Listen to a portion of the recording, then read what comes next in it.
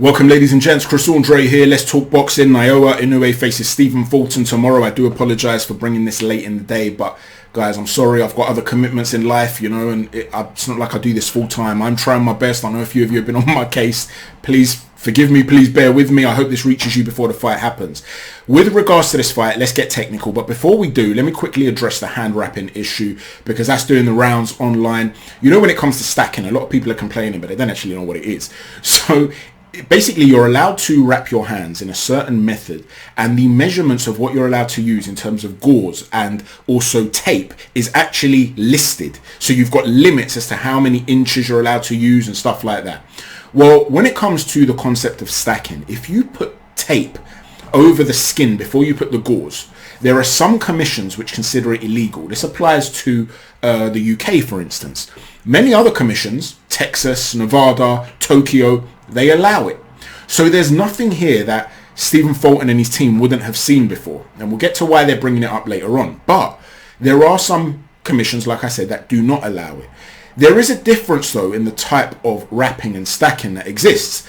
So when Timothy Bradley is talking about how you can create a cast on your hand, what you're not allowed to do anywhere is put tape above the actual knuckle. Because if you put tape on the knuckle, then gauze, then tape, then gauze, then tape, you've created this hardened padding over your hand, which acts like a cast, so to speak. You know, they use the term cast, but it acts like something above your hand. And you're essentially hitting with that aspect of it. Whereas that's not actually what Inoue does. What Inoue does is he wraps his wrist first with, and then his hand with tape, but it stops above the knuckles, before the knuckles. So it doesn't actually go above the knuckles. So what is that designed for? That's designed to keep the wrist sturdy. Why? Have you guys ever hit a heavy bag, for instance, without any wrapping, and you've hit it really hard, as hard as you can, and you've not really caught it as you should, and it folds your wrist? That can cause you to sprain your wrist, to break a finger, to break a knuckle. It basically takes away the stability of your wrist. So for a big puncher like NAOYA INOUE, he's not looking for an additional weapon over the top of the hand. What he's looking for is stability in the wrists. Now, it just means I want to be able to throw as hard as I can without having to worry about the integrity of my fists. Now, should that be allowed? Like I said, that depends on where you stand. My criticism comes at the fact that, yet again, we are seeing an area in boxing which is grey. There's no standardized uniform set of rules on this matter globally, and there should be. What there is a standardized uniform rule on is that you're not allowed to put tape on the knuckles, and he doesn't do that.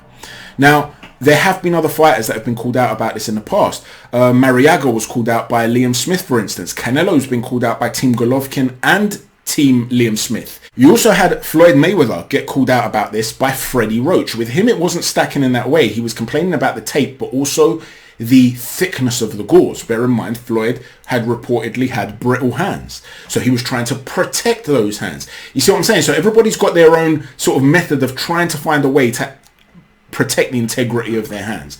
I don't have a problem with what Fulton's team have done. They're trying to draw attention to this fact. But at least people that have an opinion on this should try and understand it before you take that opinion. You see what I'm saying? It seems like the contract was signed by Fulton under the Japanese rules, so it looks like Inoue will be allowed to wrap his hands as he normally wraps them. Now, in terms of the fight itself, let's first talk about NAOYA INOUE and his particular skill set. First and foremost, from a technical perspective, the fundamentals are on point. Beautiful piston-like jab, every varied shot in the book, apart from maybe one, and we'll talk about that in a moment because it could be significant in this fight. He's very, very intelligent with his misdirection. You know, I was watching him on the pads a while back, and he was moving around the ring and then jabbing, and every time before he would jab, I'd notice that he'd set his feet. So I started this little exercise where I was watching him on various exercise workouts where I'm watching him jab, and every single time he was going to jab, I would spot when he was going to do it. I'd go, now, just as he was about to jab. Now that's a tell, and I'm reading that tell. But it's one thing to read it from afar as an outside observer. It's different to read it when you're in front of him. Because there isn't much of a tell in terms of the movement of his arm and shoulder. You know, he'll shoot the jab and it's very straight and he kicks off that back foot. And there's a linear progression with the jab. It's very hard for the opponent to read it. But in addition to that, he's very, very fast. So even if you read it, timing it is not easy. And if you have the timing on point, you're then having to deal with the misdirection that he uses. He will settle down and dictate with the jab, and then from there he'll start to come off of different shots using the misdirection. He'll shape up as though he's going to throw the jab and turn it around to a left hook. He will deliver the jab through different trajectories, whether it's through a high guard or as he's lowering his hands, he'll shoot an up jab. It comes through different trajectories. From there, he can then feint the jab, not throw it at all, and throw an over the top right hand or a straight right hand, or bait you in with what looks like a sort of a lazy jab at points. You then commit. He pulls a wonderful pull right hand counter, and he's devastating with that. Then he'll start to mix that up too, and he'll start to misdirect with that. He'll start to feint as though he's going to throw a right hand, and on the delivery of it, the full extension, if he does deliver it as a throwaway, once it finishes, he's dipped into a position to be able to come over with a left hook. Now, the left hook to the body is a devastating shot for Inoue. Alternatively, he's got a really powerful left hook to the head, but he can throw it moving forward or backwards. He throws this lovely sort of fade away, very short check hook as you're trying to close the range in on him, and it's a devastating punch, one of the best check left hooks in boxing. So not only are you having to deal with someone who's very hard to read and he's very fast, he's throwing a whole bunch of curveballs in there as well and making it even harder to read. And he can bang, and his feet are always beneath him. His balance is fantastic. He's just a consummate boxer if you want to watch somebody in terms of the fundamentals to teach a younger boxer. He's superb at these sorts of things. When he's jabbing, he'll also tend to kick off that foot and move to his own left. So he'll jab and rotate towards his own left. Now, the problem with that potentially when you're fighting an orthodox fighter is that you're moving towards the backhand of the opponent. And the way he tends to deal with that is to pull away. He pulls out. Now, this is potentially risky because although he's got a great understanding of angles, if you can be timed with the jab as you're entering, somebody can come over the top of a straight right hand. Or as you're pulling out, they can throw either a right hand or a looping right hand, like a semi sort of wide hook, so to speak. So as you're exiting, you can walk onto that. And with Fulton, who's the taller, rangier guy, that's going to be an area you're going to have to look out for when it comes to Inoue. The other thing is, although he's a master at range and at mid-range, up close, he's not the best inside fighter you've ever seen. Whereas Fulton is very, very astute on the inside. He's very clever at the way he ties up. He creates spacing very well. I did a video a number of years ago, the first video I ever did with footage, where I was talking about Lawrence Okolie and Glavatsky. It was a preview to that fight, and I was showing you footage of Lawrence Okolie in his fight against Wadi Camacho.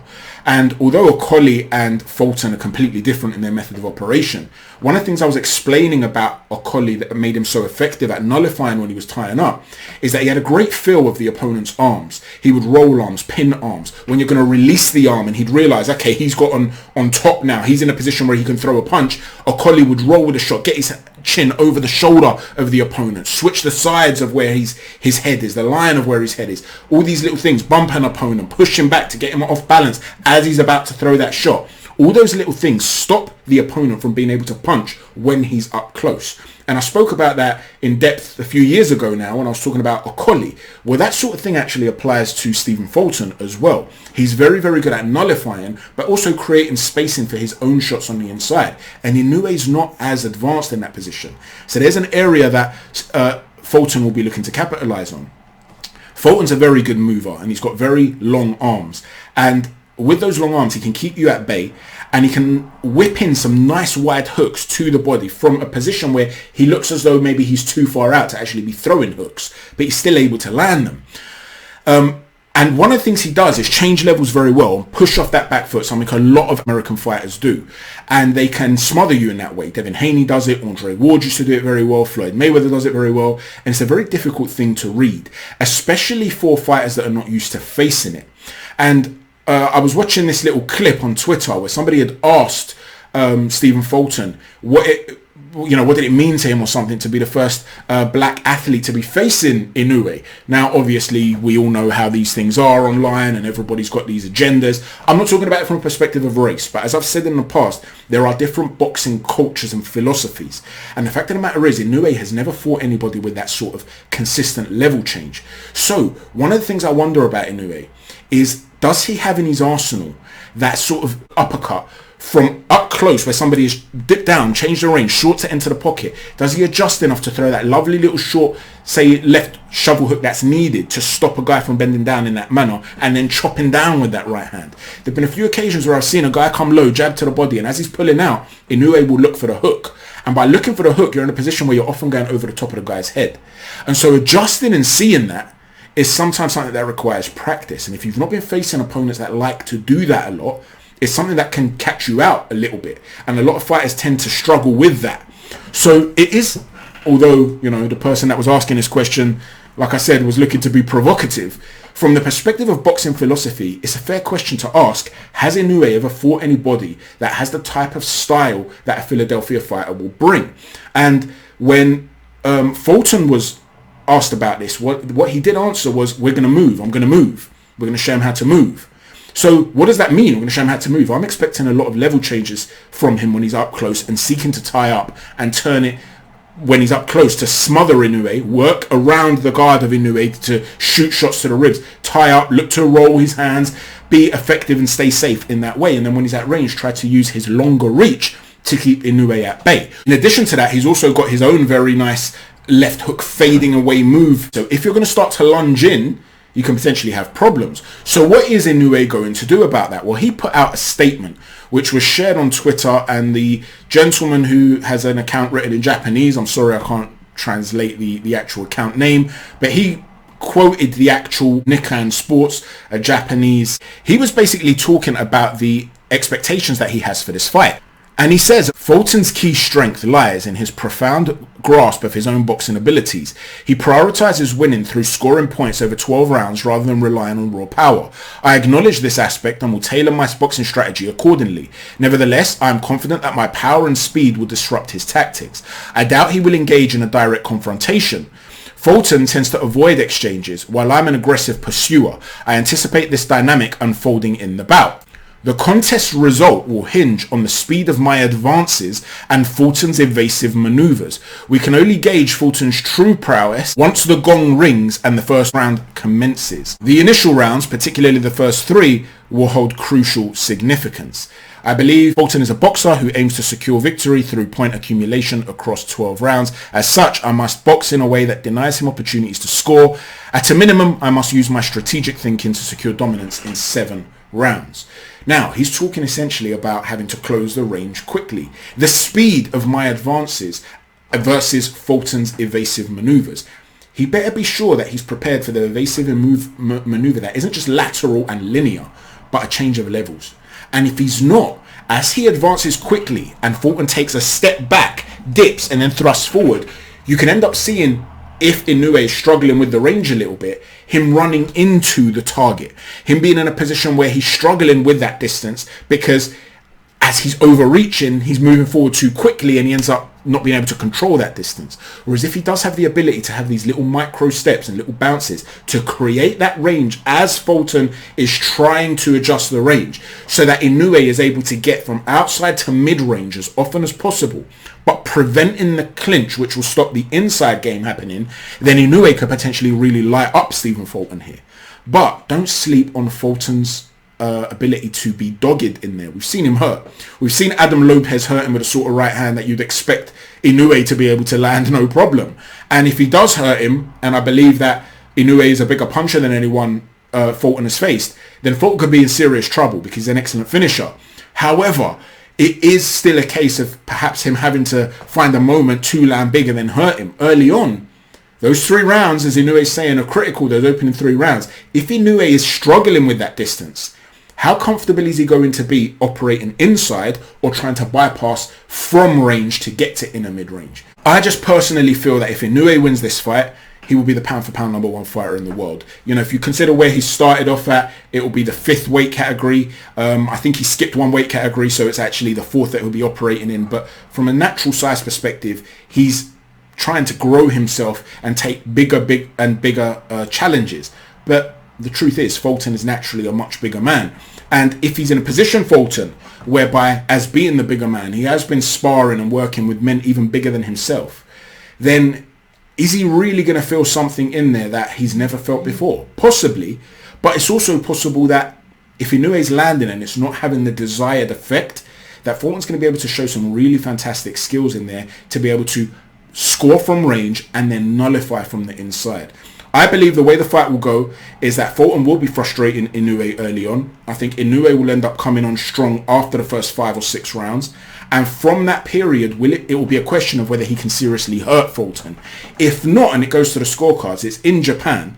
And I would imagine that the aggression and the perhaps solid punching of of Inoue might catch the eye. So I wouldn't be surprised if the judges give it to Inoue. But I can then imagine it being controversial, with a lot of American fans feeling as though Fulton did enough to win the fight if it goes to points. That's how I see it. In other words, I think I'm going to be here telling you guys Inoue probably gets the decision, but there's going to be a lot of controversy. There is a real possibility Inoue bashes him up, stops him. If you dictate the range and it's a mid-range fight, then Inoue could look really, really good. If it's an inside fight, he could get frustrated. And at range, although I believe Inoue is the superior technical boxer, size does matter. And he is going to have to be running red lights at points in order to bypass what is on offer from Stephen Fulton in order to land his own shots. And it's those moments of overreach that can get you into a position where you're being frustrated, essentially. Let me know what you think, ladies and gents. Please don't forget to hit a stiff jab on the like button, a right cross on the subscribe button, and an uppercut on the notifications button. Thanks for watching, chat. See you soon. Take care. God bless.